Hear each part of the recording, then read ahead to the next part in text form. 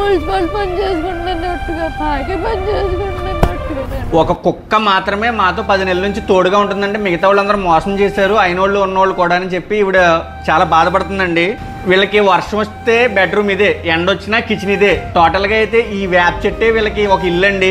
ఎందుకు ఒకప్పుడు గొప్పగా బతినా కానీ వీళ్ళు ఈ సిచ్యువేషన్కి వచ్చేసంటే కారణం దానికి అయినోళ్ళే సొంతోళ్ళే మోసం చేశారంట. ఆవిడ చెప్తుందండి. వీళ్ళు ఫైనల్గా అయితే మాకు ఒక షెల్టర్ ఇప్పించండి సరిపోతుంది అని చెప్పి అడుగుతున్నారు. నేను మాట ఇచ్చాను వీళ్ళకి జూన్ 10 కల్లా మిమ్మల్ని మంచి షెల్టర్లో పెడతాను అని చెప్పి. సో ఈ 10 రోజులు కూడా నేను ఫుడ్ కూడా నేనే వీళ్ళకి సప్లై చేస్తానని చెప్పి అన్నాను. అండ్ వీళ్ళు నాకు ఎలా తెలిసారంటే ఇంక ఈ బ్రో ఉన్నాడు కదండి, ఈ బ్రో నా దగ్గరకు వచ్చి, బ్రో నేను చాలా మందిని అడిగాను పని అవ్వలేదు, సో నీ వీడియో చూసాను రాత్రే నేను, నువ్వు చేయగలవు అని చెప్పి నా దగ్గరకు వచ్చి నమ్మకంగా అడిగాడండి. సో ఆ తమ్ముడు మాట నేను నిలబెడతాను ఖచ్చితంగానే. సో చూద్దాం ఇప్పుడు షెల్టర్ ని ఎదుగుతాం. ఫస్ట్ అయితే ఎవరికైనా తణుకులో ఖాళీ షెడ్ ఏమైనా ఉంటే చెప్పండి, వీళ్ళకి షెల్టర్ ఇద్దాము. అట్లీస్ట్ వీళ్ళకి హెల్ప్ చేసిన వాళ్ళు అవుతారు. ఇలాంటి పుణ్యాలే మనకు కాస్తాయండి, దయచేసి అర్థం చేసుకో.